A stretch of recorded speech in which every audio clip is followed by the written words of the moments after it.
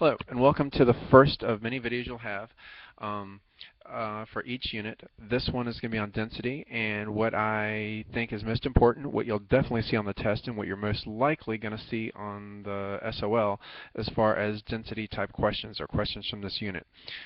So the first thing, density. Well, it's mass divided by volume. Pretty simple. Easy way to remember it is, where do you go to get your driver's license? DMV. Now, a couple of different ways you can see this on the SOL test, and on my test is, first of all, 1 in 4 choice. What's the formula? That's pretty simple, pretty basic, easy to remember. Or another way is you might actually have to calculate it, which you're using a computer, you can use the online calculator to do the calculations. But should be pretty easy for you. Next for density unit is rising, falling, sinking, floating. Now, like with most SOL questions and my test, you'll have the same information presented in different ways. It's the same basic material, same basic questions, but they're presented in different ways. So, I wrote this or drew this. Oops, find this here. Rising, falling, sinking, floating. Adjust this. That's better.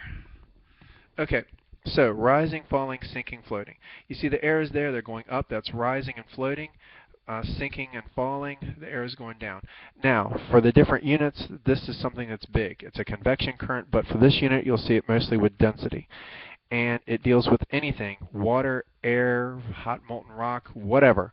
Rising, because if it's less dense, it rises and it floats. If it's more dense, it sinks or it falls. So rising, falling, sinking, floating, density. You will see it in many different ways. In visual form, you'll see it written down form as well too. Also this unit, 2 small other things. Scientific method, that's explained in the notes. And that's pretty much anything and everything that you do or think about when you've got a problem. How you solve problems all the time. Next is with experimenting and the different parts of experiment. Control, the constant variables, which are the dependent, independent, and extraneous variables, all of which you'll get a little bit of practice on, along with other types with density as well too in the labs and little assignments for the units. But that's the stuff I think that's most important for this unit, stuff that you'll definitely see on the test, asked in multiple different ways, and what you'll probably see on the SOL. That's it for this unit, and I'll talk to you about the next one for the next unit.